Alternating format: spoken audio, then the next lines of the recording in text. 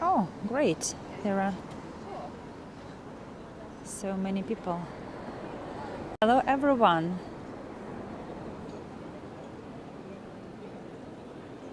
Hello, please let me know. Can you hear and see me? This is the chat.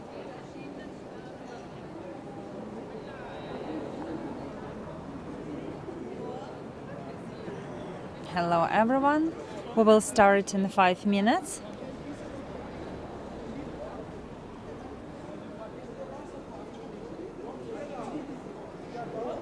Please let me know something in the chat. I don't know if it's working or not.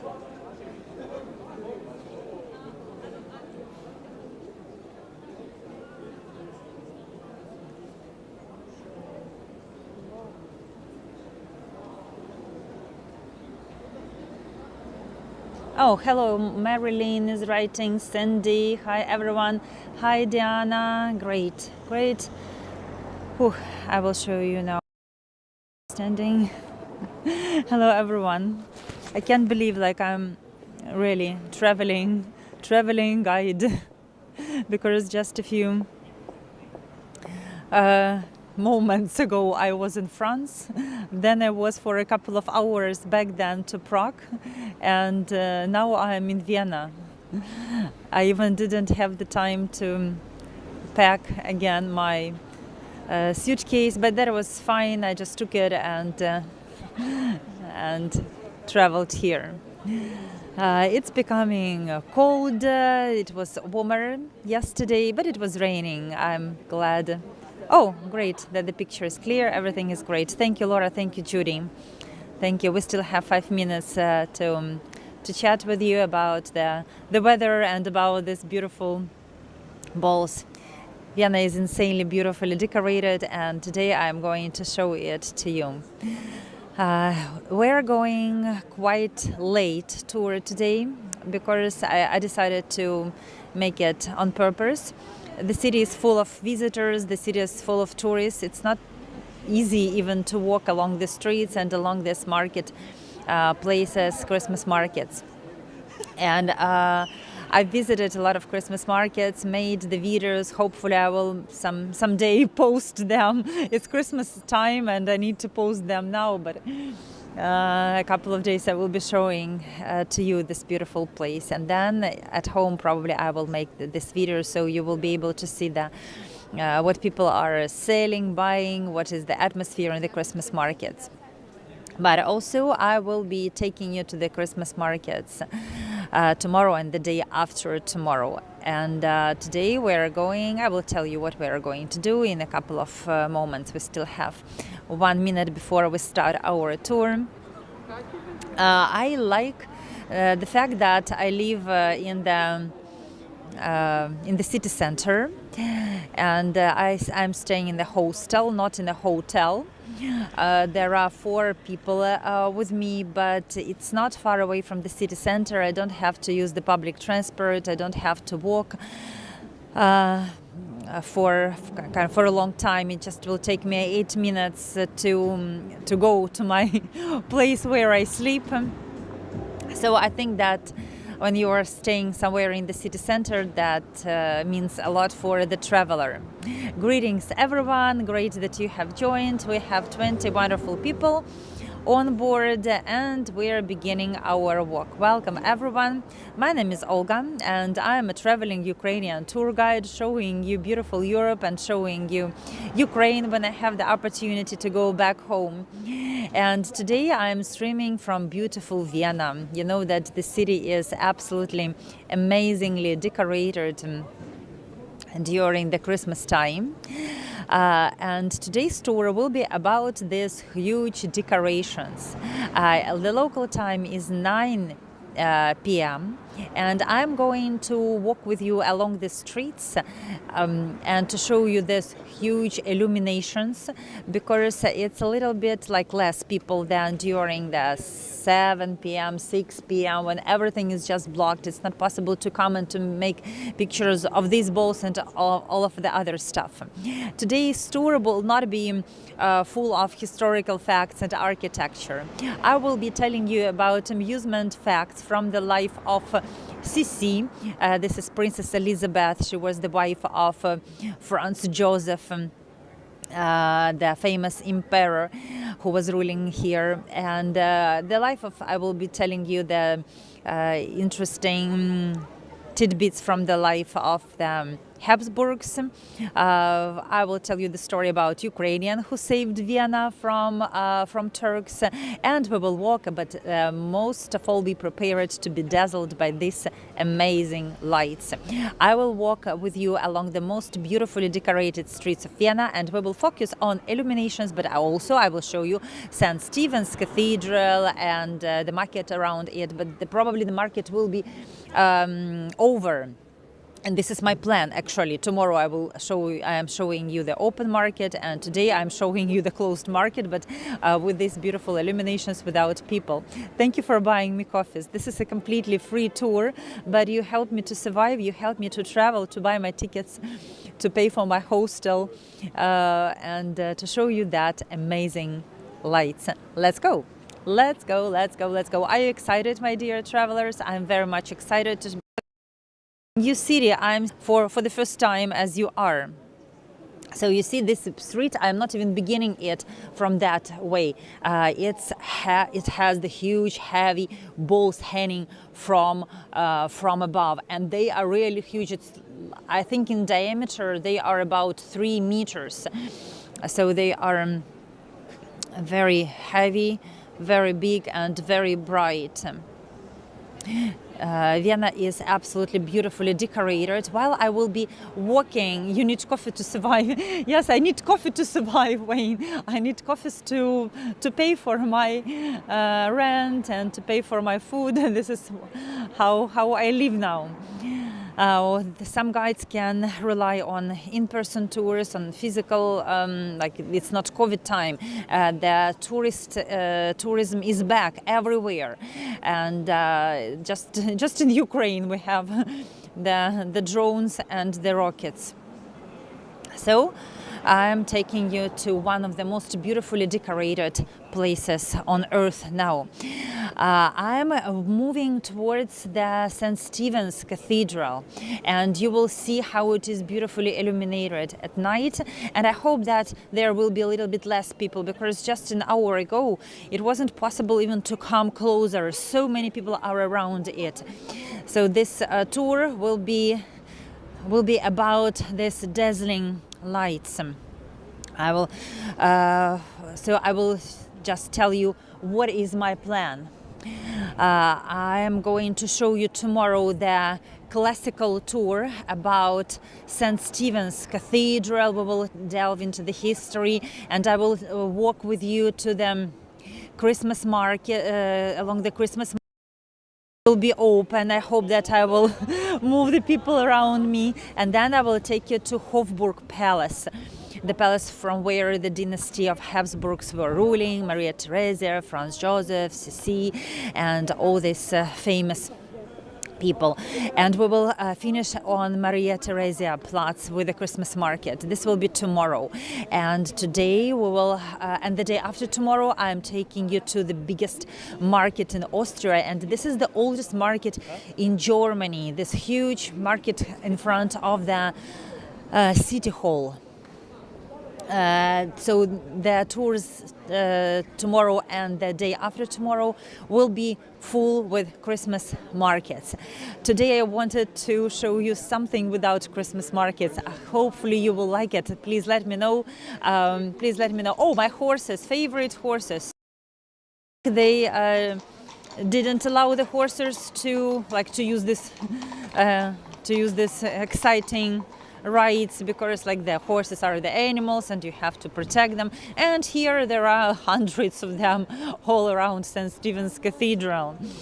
Let me know in the chat, have you ever been to Austria? Have you ever seen this insane decorations? They are huge and each street has its own vibe, but you know, it's repeated, like it's not different. For example, I was showing you Strasbourg, and there you come, and at every corner you have different installation. Here, no, they are repeated. So this is the street of balls, and here is the street, for example, of hanging kind of myriads of lights, like the hanging rainfall or something like this. And this is my favorite pizza, you know, just remember this place, even at 9 p.m. it's full of people and pizza is wonderful. Oh, so these are these huge red balls. We are almost coming to St. Stephen's Cathedral. That will be the Gothic masterpiece, the Gothic architecture, and just once a year it is illuminated in different colors. You will see it. Here you can see its colorful roof. It's decorated with the tiles. Tomorrow I will be telling you about everything I know about this history, and just to mention a few basic facts, that they begin to build it in the 12th century, and Gothic style emerged in Europe in the 12th century, and it was popular until the 16th century, and it's famous for the expressiveness, for the beauty. So this is about the Gothic, and also it reflected the religious and philosophical beliefs of the people of that time. And the masters tried to make the cathedral light, so it's not bulky, it's not heavy, it's really soaring up to the air, but it is light. So if we are talking about the architecture, we can find all the classical features of the Gothic style here. And what are the classic? Sorry, I will have to run a little bit to the horses. So they are the features of the Gothic style. It means that there should be the stained glass windows. You can see them now, they are even lit up because it's concert.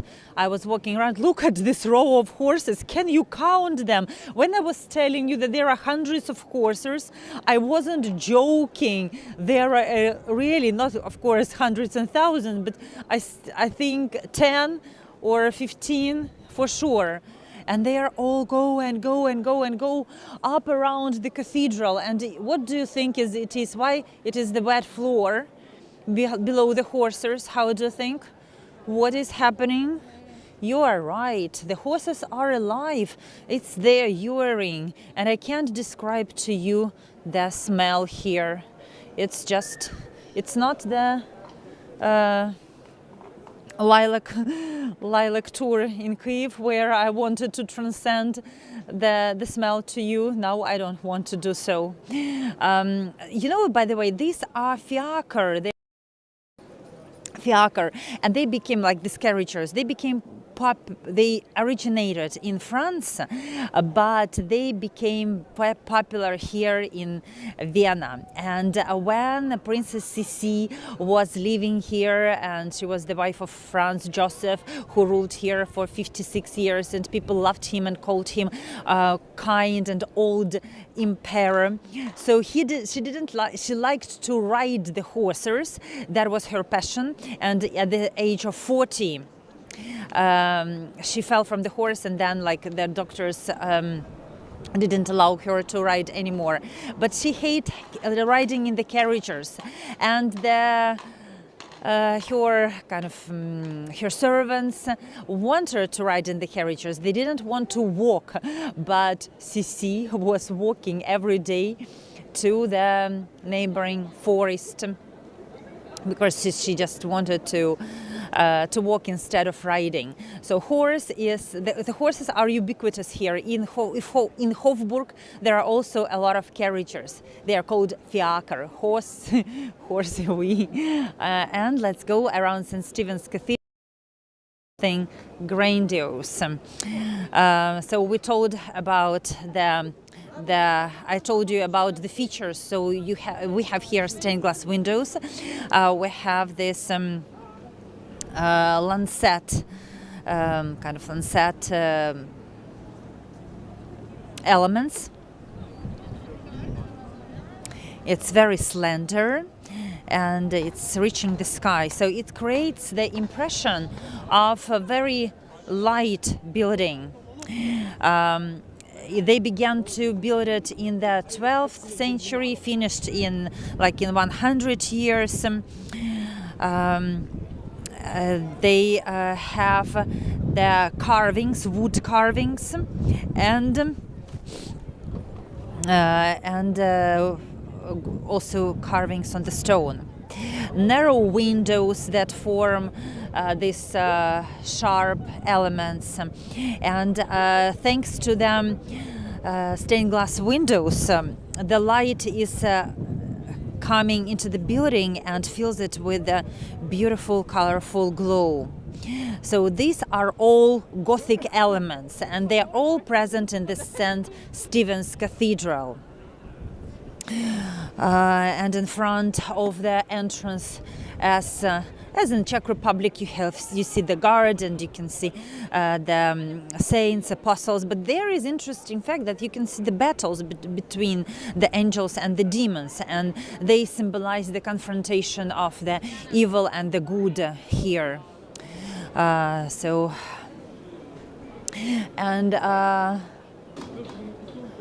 is it? Can you guess what is it? It's something from the Middle Ages, I have to tell you. That is something interesting. So these are ancient measures. Back then, many years ago, people could come here and put a loaf of bread or a piece of cloth to know if the baker is cheating or not. Was the bread long enough or not? So the same with the fabric. These measures, they were existing here even during the old times, just to measure and to make sure that everything that you bought on the market was of the good, not just quality, but of the good size. And we are going now to see the beauties of Christmas again. So all the beauties are just a way ahead. We explored just one street because you will be able to see a lot more. Thank you so much for buying me coffees. Thank you everyone who is supporting me. The link for buying me a coffee is in the description of this tour or in a description of any of my tours on YouTube. So the cathedral is famous for its amazing roof. I will walk a little bit aside and you will see the colorful tiles. The snow doesn't, and the rain doesn't stop here because everything is just falling from the roof. So this is the illumination. Now it is purple and it could be red as well. So there are two main colors how they illuminate St. Stephen's Cathedral. Who was St. Stephen? He was the early Christian martyr and he was stoned to death at the gates of Jerusalem, and his relics are held in St. Stephen's Cathedral. So that is the masterpiece of the Gothic architecture. And it's also famous because in the organ that is inside, the master who created the organ left his face, just carved his face from the wood. And it was something like brand name. Before that, people were just working, creating something amazing, but they were not leaving their signature under it. And here, master left the kind of his signature. Now we know who created this organ. In the cathedral is famous because you can go inside for free, but if you want to visit the catacombs where the digestive system, how would say, intestines, I'm not sure in this verse, like the stomach and all other stuff of the Habsburgs are kept. You need to go. You have to pay the ticket, and you will see this catacombs.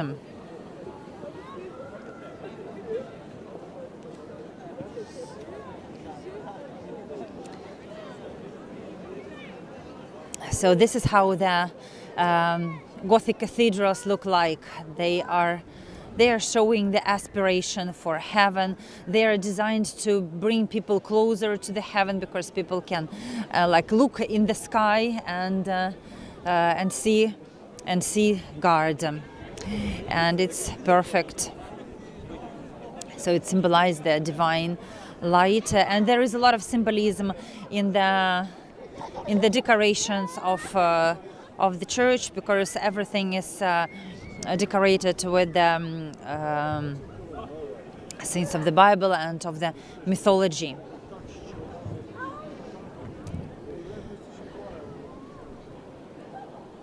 So about the Habsburgs, as I mentioned, you can pay for the ticket, and you can go to the crypt to explore this, where the parts of the Habsburgs were.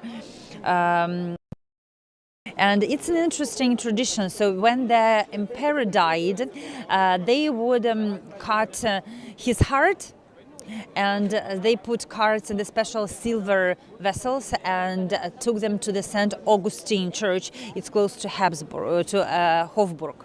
Then they put the vessel, the copper vessel here, with the stomach and other inner organs, and the body is kind of mummified, is embalmed, and kept in another church. This was the interesting tradition. Why they were doing so, I don't know, but the body of the Habsburgs in Paris were divided like that, and they were buried partially in different places. And now you can visit everything and pay money and pay for the tickets and see these vessels and how they are kept. Let's look again at St. Stephen's Cathedral. I will tell you more about the history of this building tomorrow, because today we have a huge plan in front of us. We are going to explore these illuminated streets of Vienna and the Instagrammable places. But it's hard to miss that. It's so beautiful. So there are 230,000 glazed tiles from the different patterns. Can you see these glazed tiles? They are very sharp, and that is why the snow and the rain just falls from the roof of the cathedral. So they decided to introduce this amazing roof to make it beautiful, but also to enhance this classical Gothic look and to make it more brighter. So this cathedral is unlike anything you have ever seen in your life, because of that particular roof of these 200,000 different shades of tiles. You see part of the cathedral is under restoration, and these are closed Christmas market, but don't be discouraged. Tomorrow I have a tour here and I will show you everything. So tomorrow we will focus on the Christmas market around the St. Stephen's Cathedral, and then I will take you along Graben Street to Hofburg. So today is the tour about the lighting of the beautiful, majestic Vienna, and tomorrow and the day after tomorrow will be Christmas markets, don't miss them. There are different, on the both sides of the roof there are eagles. From one side there is the double-headed eagle, because that was the symbol of the Austrian Empire when it was ruled by Habsburgs, and on another with one head. And the eagle with one head represents the city of Vienna and the Republic of Austria. So on the both sides of the roof there are different eagles. The cathedral survived World War II, and there is an interesting story that the soldier, the officer, refused to blow it up, and this is how it was saved. Fortunately, the soldiers could ignore such an order, and this cathedral was spared. It's a good news, but then there was the fire. It was damaged a little bit, but still it was restored, and all the wooden parts were affected, but the stone is authentic. It's famous because Mozart had his wedding here. And you know, today I learned an interesting fact about Mozart. Have you heard about the coffee that you could use several times? It's an interesting story about Mozart. I'm going, today is a miscellaneous tour. We don't have any kind of people are just coming, don't know what do you want from me. About Mozart, how he was buried. Do you know how he was buried? That was a revelation for me. So when he died, there was the church service. He died in December, and that was cold and kind of gloomy and dark, and nobody wanted to go outside of the city because the city would be closed during the night, and nobody went. Even his wife didn't go to bury him.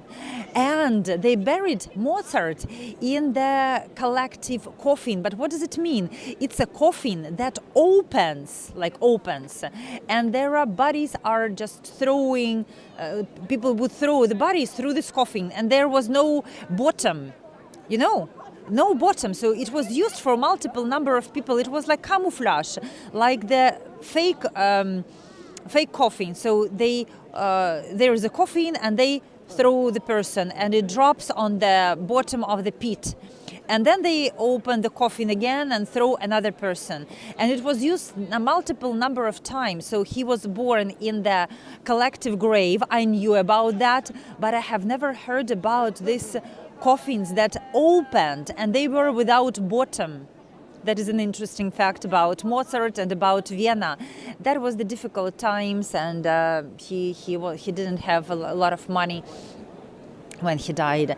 Let me show you again the beautiful Christmas tree, St. Stephen's Cathedral, and there I will take you now to Opera House. So this Christmas tree is very modest, it's not so, absolutely gorgeous and decorated with a multiple number of toys. I think they decided to just mimic this spire. You see, the Christmas tree looks like the spire. Stephen's Dome has got a lot of statues inside, and when you're coming, you are surprised that there are really a lot of different stone statues. Mozart married his wife. Her name was Constantia, and Antonio Vivaldi had his funeral in this cathedral in the 18th century, and also Franz Joseph had his funeral. And now we walked across Stephen's Platz. This is the beautiful square close to the cathedral. I will just have you the glimpse. It's not so gorgeous. I'm not going to take you inside. So these are huge snowflakes, but I'm going to take you to Graben Street, but not up to the end, because it is long. It takes us to the to the Hofburg Palace, and tomorrow we will walk and I will show you how Graben Street, this is the most expensive and beautiful street of Vienna, tomorrow in detail. Look at these trees. There is kind of a small Christmas, I don't know how would say, it's not market, they are not selling these Christmas trees, but it's kind of a wood which is just in the city center, close to the cafes. But this is why people are coming to make pictures. Graben Street, amazing chandeliers. I hope that you can see them. It's just insane how beautiful they are. So we began with the Red Bulls, and now we're continuing to the Graben Street. But I will walk back because I'm going to take you to the Opera House, and that is also the beautifully decorated street. Can you imagine, just a few hours ago, it's 9 p.m. and there are so many people, and just a few hours ago the street was full of people. It wasn't possible to even to walk here.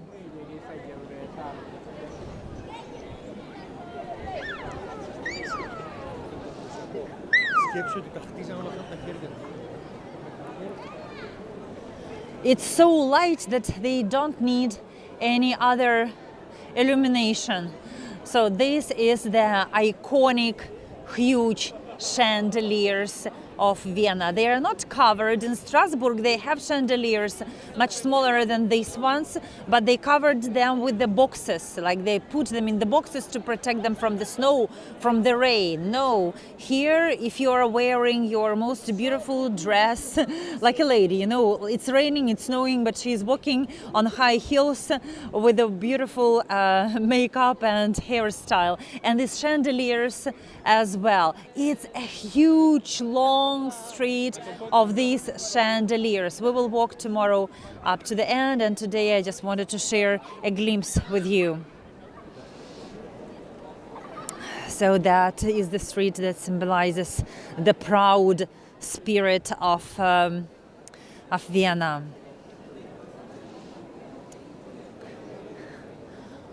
We will make kind of framing. There are fir trees or Christmas trees. You can buy them. They are alive, and there are like a huge, thick, small wood of these Christmas trees.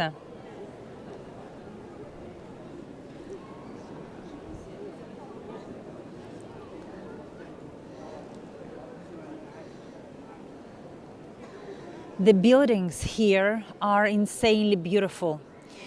And there are so many stores, of course the most expensive stores. The street is available all year round, and it's also beautiful when I was showing you it in spring. But during the Christmas time, this is something special. You can walk within this, it's called inner city, and experience really this vibe, the flair of the Vienna at Christmas time. At Christmas time, it's the utmostly beautiful.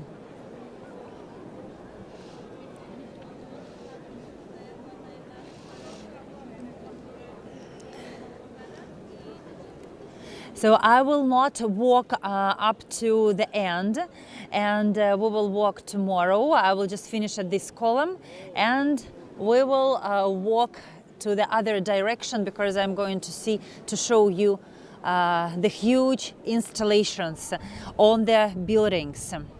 So this is the place where the wealth and the power lives, because Vienna was once a center of the powerful Habsburg's mighty empire, and it was laid out, it was built just to make people think that it is one of the most impressive locations in Europe. It's absolutely beautiful, it's absolutely powerful. Now, yes, it is just the easy to walk street with a lot of shops and restaurants and galleries, cafes, churches, museums, but buildings are so grand, buildings are so historical. there are a lot of Christmas markets in the city, really a lot of Christmas markets. And today I discovered the Christmas market close to Karlskirche, it's like Karl's church, which according to the law, they didn't allow anyone, to bring their stuff like the Santa Clausers, this Chinese stuff. Each stall won the competition, and they just had a collection of all authentic things. At first I just was surprised because I come to one stall and I see kind of stones. People are selling things from wood. People are selling things from like handmade hats, different stuff. Everything is handmade, and not a single stall from them, like conventional as we know it now. This is something special. I really enjoyed this Karlskirche church today, not just church. So we are finishing with these huge chandeliers, and are you ready for the waterfall of stars? Let me know in the chat, are you enjoying this majestic tour? I don't know, this is the fabulous place to be close to it when you see how grandiose it is. About Habsburg's empire. So now in the city of Vienna there are about 1.5 million people.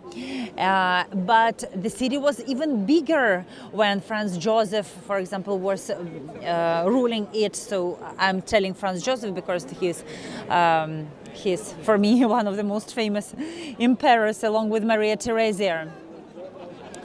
And then the city of Vienna had even more people, 2 million people during the 18th century. And he was ruling the empire that had 56 million people. So the empire was really big.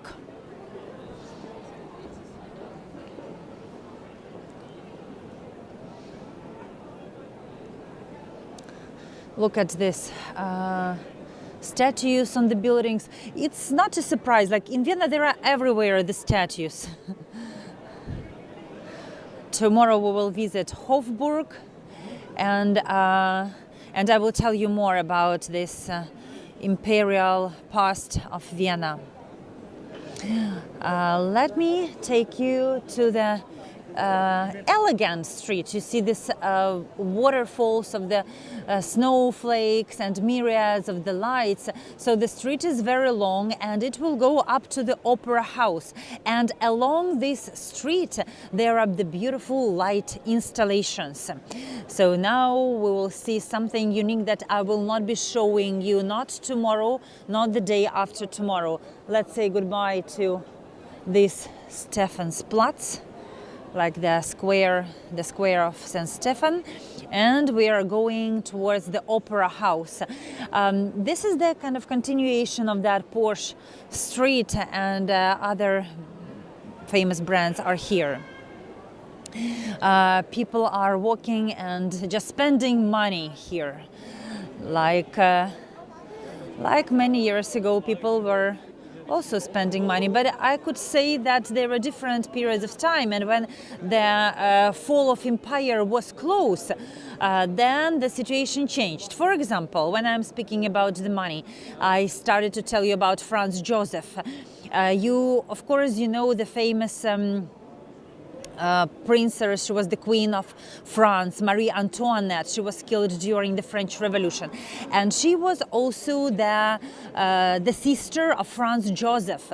So when in France there was revolution and they killed on the guillotine Marie Antoinette, Franz Joseph was very scared, and he decided not to live this posh life, because you know that Marie Antoinette, when people came to her and asked we need bread, can you give us some bread, and her advisor said, your people are asking you for bread, they don't have bread to eat. And she replied, if they don't have bread, let them eat cookies. That was the last drop, and they were killed in France. And then here in Austria, when they learned about that, they became kind of more strict, and they were not spending so much money. And if you would go to that place where the body of the Franz Joseph, and he's buried close to Maria Theresia, you will see the huge stone burial place of Maria Theresia, and just a small, modest grave of Franz Joseph. And he was living a modest life. He was a nice emperor. People loved him, and he was accepting the people every day. So if you are as the citizen of Austria, of Vienna, there was the rule: you should wear the white shirt. You should be clean. So you need to wash yourself to wear the white shirt, and you can come to emperor. Not a good response. Yes, that's rightly not a very good response from Marie Antoinette. But you know, like with the style that she was living, she was ordering the dresses and the fabric, and people were suffering. That was the reason, one of the reasons for the revolution. So when they saw that here in Vienna, they became really strict. And I will show you these beautiful things, and I will continue my story about Emperor Franz Joseph. The people. So our tour is about Vienna, about the people who lived here, and I'm just telling you now how Emperor Joseph was accepting people. So every day he was accepting about 100 people during his morning routine up to 12 p.m. Look at these amazing lightings, and they calculated that during the lifetime he accepted 2 million people, and some people even visited him twice.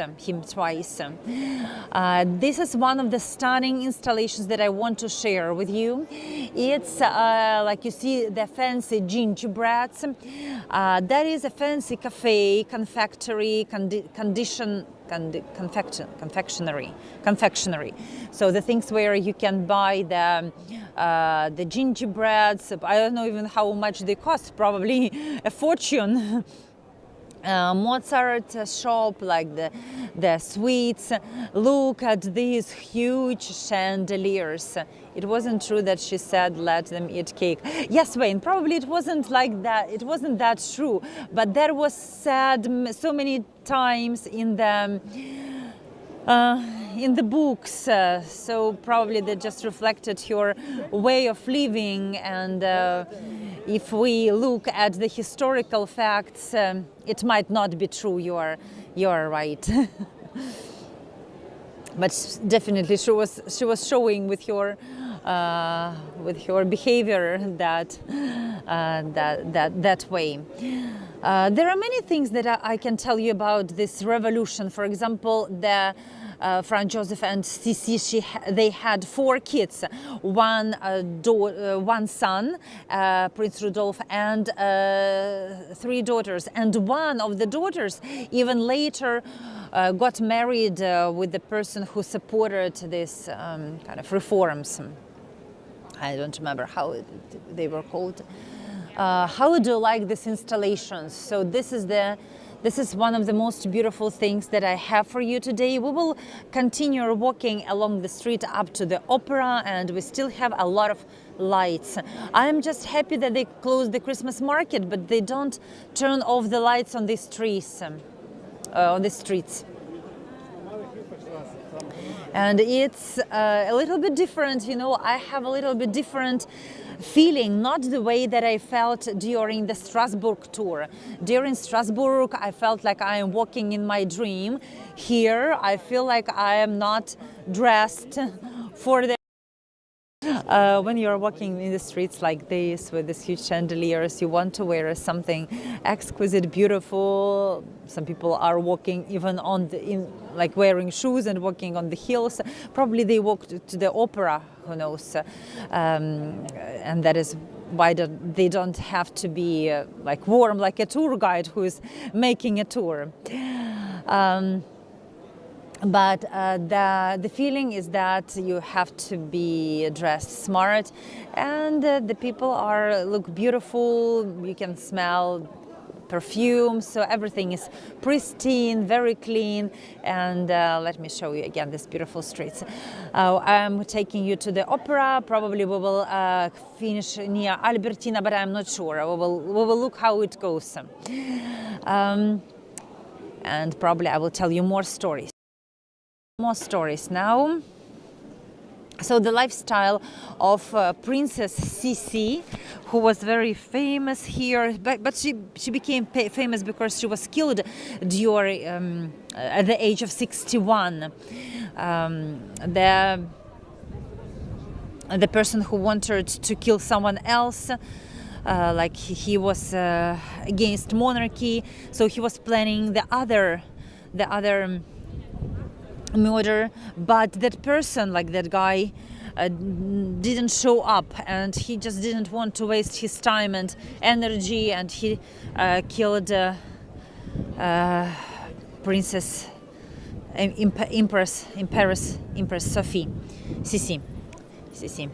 She didn't notice at once, so sharp was this knife. It was so sharp that it just pierced her chest, and it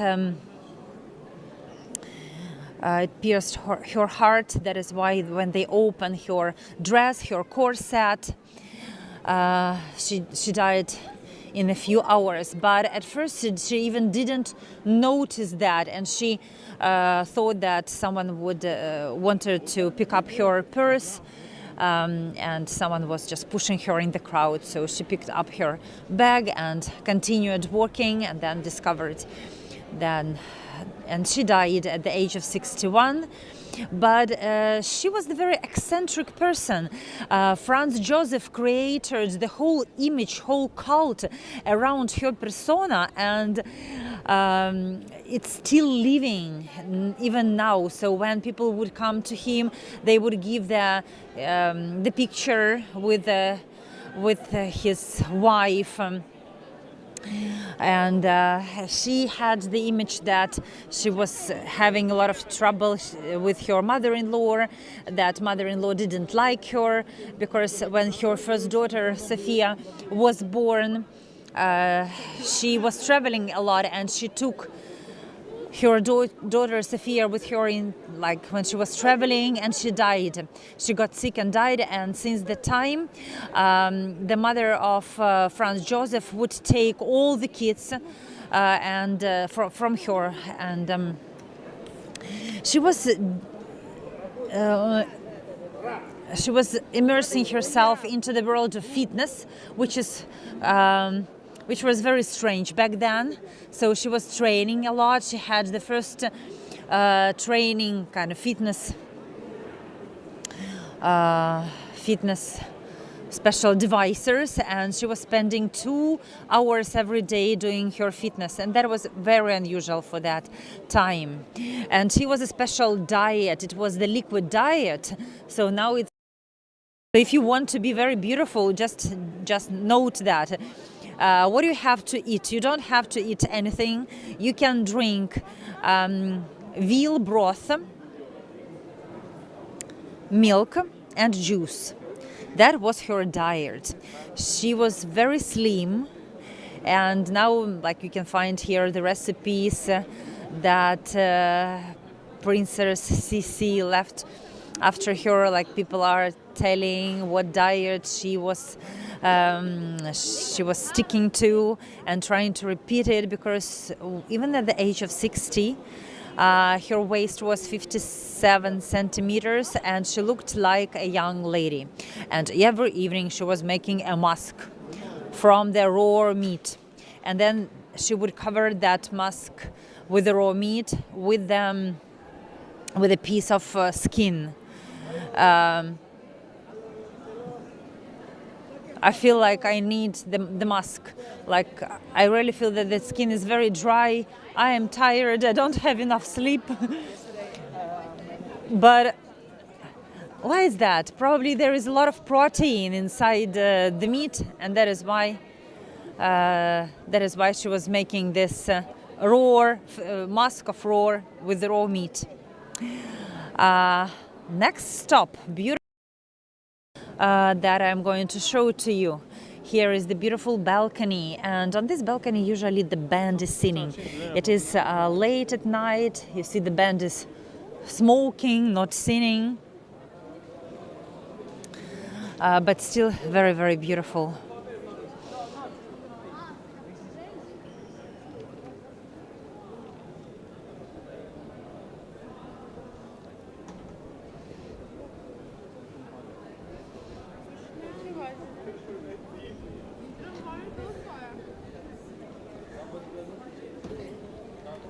It's absolutely bright.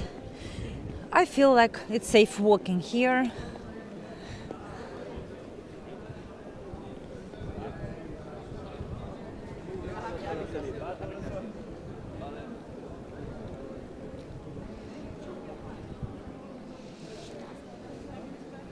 There are many interesting things about the emperors and empresses, how they lived and what they were doing back then.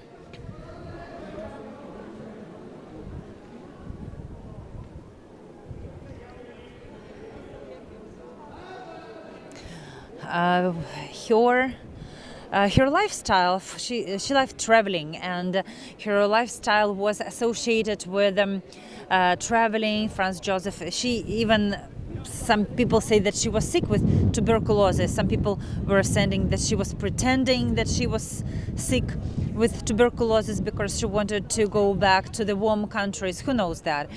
But her husband gave her the villa in somewhere in Greece or close to Greece, and she liked to spend time in the close Hungary, and also in Greece, in warm countries. And when she was absent, Franz Joseph was lonely, so she even offered the lovers for him, like she approved the ladies who could be the lover of her husband. Of course, she was suffering, and I think that her life wasn't that happy as that might seem. She had a lot of deaths around her. Her son, Prince Rudolf, committed suicide, very strange suicide, and this is the story of a movie. And that was the story of Sisi. And we came to this great bow. That is the street that would lead us to the opera house. Very Instagrammable place, and during the day the girls are just standing on the street here on the traffic. You were asking about traffic. There is traffic. We are in the very lively area, and there is a lot of traffic. And there are a lot of coffee shops, and my next story will be about Ukrainian. By the way, do you know the Ukrainian who opened the first coffee shop in Europe? And he innovated drinking coffee with milk. I'm going to tell you the story that is connected to Vienna and to Ukraine, because there is the guy, his name is Yevgeny Kulchitsky. He is the Ukrainian, and he saved Vienna during the invasion of the Turks. He was a Ukrainian Cossack. You know, the Cossacks are the Ukrainian warriors, the fighters, and he saved Ukrainian, and he taught Europe to drink coffee. Don't go away and listen to this wonderful story while we will be exploring Opera House. Guys, please let me know, do you like this bow? How do you think? So Yuri Kulchitsky, he was born in Ukraine, and he was captured by Turks. So overall he spent in Turkey 15 years, and during this imprisonment he learned the Turkish language and the customs, and then he was sold out and he moved to Vienna. But he was a polyglot, he knew a lot of languages. especially Turkish language. And he was working as the interpreter in Vienna in 1683 when the Turks besieged the city. And the people were suffering from hunger. The people were ready to surrender. And then this brave Ukrainian volunteered to help the people of Vienna. I will continue my story in a second. Look at these amazing decorations. So this is the bottom. I will go from like a little bit. It's cafe, restaurant, Gerster. I don't know if I am allowed to go inside with this gimbal or not. I will try probably. Look at these decorations. So this is the decoration of the cafe, coffee shop. And again, Ukrainian, I'm telling you the story how Ukrainian taught people in Europe and in Vienna to drink coffee with milk. So he was the interpreter, and Vienna was besieged. Let me try to show you the coffee shop, and then we will go to the opera house. I will try to go inside. I'm going to show you how beautiful it is. Please let me know if you can see it.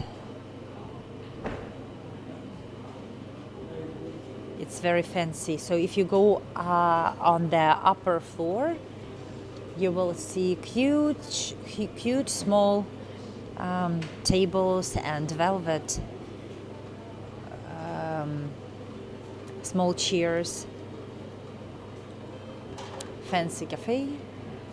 After my tour, I will definitely go, probably not here, but to one of the cafes, just to feel that it's Christmas time and the miracles sometimes happen. Thank you for buying me coffees. Thank you for being with me. Thank you, because this is because of you I'm still continuing making these tours. We are in the coffee shop, and I'm grateful for your coffees. Let's go. In front of me is grandiose opera house. I will finish. Yes, there is nothing like Vienna coffee shop, exactly, Lynn. I will finish my story about Kulchitsky, Ukrainian who helped citizens of the siege of the city. So what happened? The people were suffering from hunger. They wanted to surrender, and then our brave Ukrainian Kulchitsky went to the Duke of Lorraine. Is it possible to cross the street here or not? I don't want to go back, and I don't want to go further. I will try to cross here with you.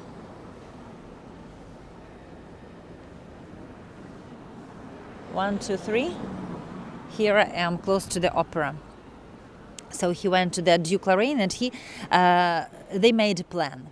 So he pretended to be a Turk merchant, and he was allowed to escape the besieged city of Vienna, and he brought letters asking for the help and asking for the support. There was no, yes, that was the problem. There was no mobile telephones, and somehow the administration of Vienna had to give the notes.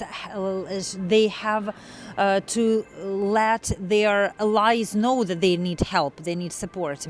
And another, there was really the support, and the help of allies came very soon, and the siege was broken, and the battle for Vienna was won. The city was rescued. This was the huge event, and even in the square that we are going to see tomorrow in Hofburg, there is the big monument to the ruler of Vienna who was ruling back then in the city, and our brave Ukrainian helped that. So when he was considered as a hero, and there is even a monument to this Ukrainian in one of them of the buildings, and the city council awarded Kulchitsky with a considerable sum of money and gave him a permission to take what he wanted from the battlefield. So he went to the battlefield and he asked to take these huge amounts of coffee that was spread in the battlefield, because it wasn't fried. There was Turkish coffee, Turkish beans, and they were not fried. So he collected all these bags of coffee and opened the first coffee house in Vienna in 1683, just after the besiege of the city. And it has the name, the house under the blue bottle. So that was the first coffee shop in Vienna opened by Ukrainian. And he fried these beans that the Turks left on the battlefield, but nobody liked this drink at first. People of Vienna didn't like coffee because it was too bitter, and he decided to add milk and honey to his coffee, and this is what we call Viennese coffee now, because in Vienna there is often a recipe which tells us that you can add coffee to the milk. And this is how our brave Ukrainian helped the citizens of Vienna, and people are still remembering him. There is even a street in his name, and I am taking you to the opera house inside. Are you prepared to see the beauties of the opera house, not just from outside, but from inside?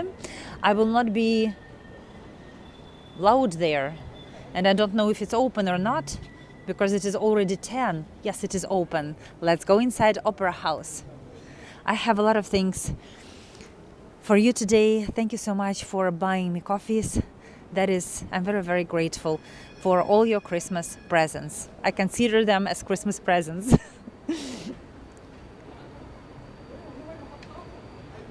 Oh, great, Barbara, thank you that you are here.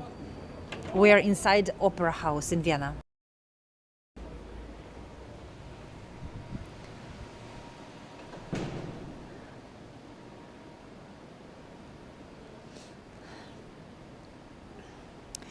It's one of the greatest and the most famous opera houses in the world. It was built in 1869. And are somewhere in palace. Please let me know about the connection of the video. Is there the video in because I'm inside? Can you see the picture? It's decorated in the way that you feel like you are inside the palace. It's the place of the musical concerts, ballets, operas. And this is the most iconic Vienna State Opera.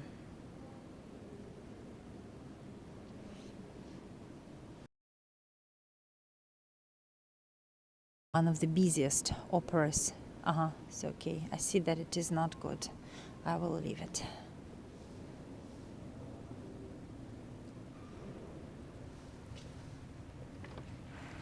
Guys, please let me know about the connection. I wanted to show you more. Comes and goes. Yes, thank you, Julia, for writing. So this is what I was asking.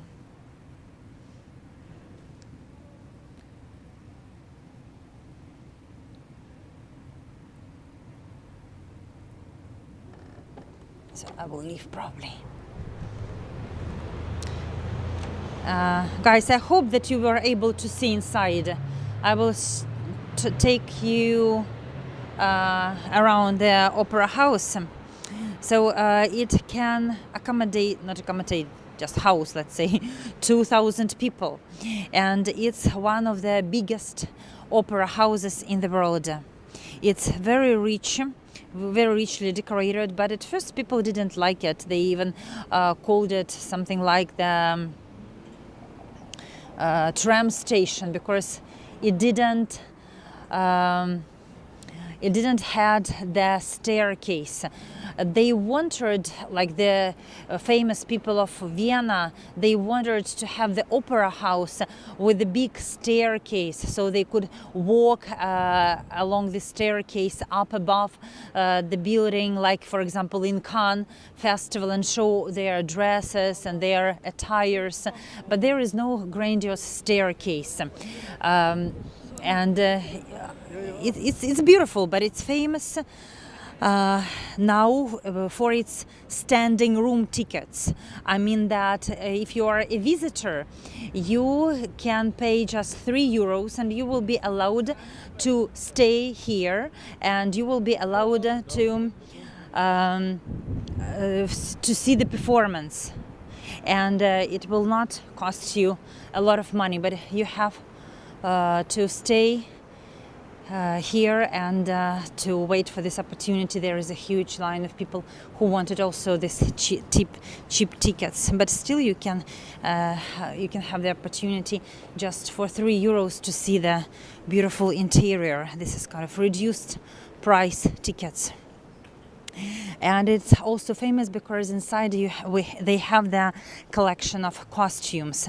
There are 1,000 costumes, and some of them are over 100 years because they don't throw them away, they just keep them. During the COVID, they were even streaming this the performances. So we have reached Albertina. I will flip off. And I would like to say great thank you for coming to my first tour in Vienna.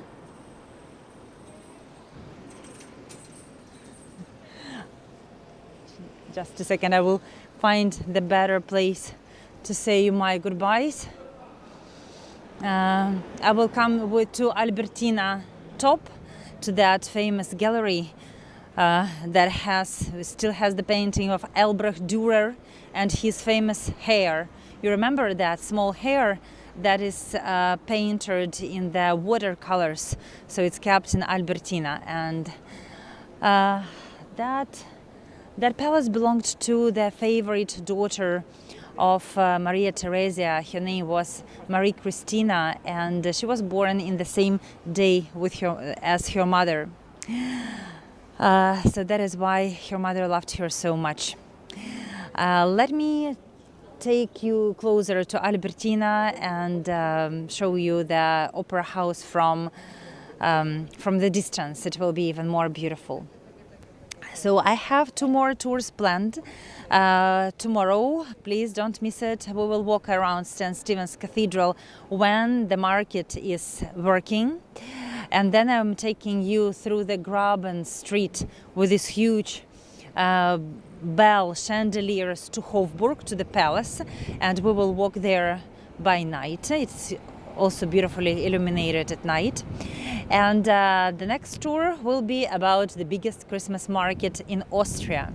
So I have planned a lot of adventures with you. Please don't miss the lives. And I'm very grateful that you are coming here. You are celebrating this Christmas with me, and you are not forgetting to join my tours. Love you all, and let me show you Vienna again. Let me know if you have any questions, and if you have any questions according to our schedule and about our Christmas vibes. Thank you so much for buying me coffees. Thank you, my dear. Thank you. I'm so grateful. I'm so grateful because thanks to that donations, it's still possible to continue that virtual streaming. Thank you, dear Wayne. Thank you, Diana. Thank you, Cynthia. Thank you, Julia. Thank you, Helen. Thank you so much for buying me coffees. Thank you. I always write a personal thank you to everyone who is supporting us. And you know that there will be the launching of the website. I even didn't know about that. I was so excited. I was so glad. I want to see you on this new site, and I feel that probably this will be some kind of something you will be born. I really am missing the time of Hego when everything was just in one place and there were more people joining my tours. I'm a guide, but I didn't know about this. I don't know what something bad happens. Like there were a lot of discussions in the Facebook group. I don't know what people were discussing actually, but they postponed the launching of this new website. But guys, don't leave ours. It's so wonderful that we can continue. I hope that in the new year we will have a new site and I will visit even more countries to share with you. Love you so much and Happy New Year, Merry Christmas. Please come to my tours in Vienna. I will be very glad to see you tomorrow. Okay, if you want, I can come with you. I can come with you to the top of Albertina Gallery and to show you the gorgeous view of the surrounding neighborhoods, because from the top you can see the whole buildings. Why the people are shouting there? Always some kind of drunk tourists on the top of Albertina. Next time, like last time, they were also standing there. So we have explored a lot today. I hope you are impressed. You are impressed by the beauties of Vienna. I think that Vienna is really the city which you should visit during. Oh my gosh! So they are these people were so noisy. They're not. They're quite decent people. Okay, we will walk now here. It will be faster. Thank you so much for buying me coffees. Thank you. So about Vienna, it's really it during the Christmas time because it is so beautifully illuminated, and probably spring as well. But all the beauties, as people say, it's not Rome. In Rome, you can walk and see everything outside. You don't have to buy tickets. And in Vienna, everything is hidden inside. So there are a lot of museums, palaces that you have to visit inside. And it is also good to visit them in winter, because in winter it is cold, and I am a strange tourist. When I am coming to the country and I need to go to the museum, I feel like I'm wasting my time. From one side, I like to go to the museums. From other side, I just don't like to waste my time walking in the museums, because there is so much outside. And good for winter, because you can visit these museums and you will not feel sorry that you are wasting your time. So that is the iconic. Oh my gosh! Sorry, I nearly fell down. Iconic view to the Opera House. Does it look like tram station? I think no. Oh, thank you, Michaela. You're from Germany. You know a lot probably about Austria. That is the close neighbor of Germany. And I'm as a traveling guide, traveling Ukrainian, try to learn something, to show you some interesting places and to fill my stories with something meaningful. So hopefully you enjoy my tour today, and I enjoyed your company, and I hope to see you all tomorrow. Just a second. So here I am. Goodbye. See you tomorrow. Thank you for a lovely company. Goodbye. Goodbye.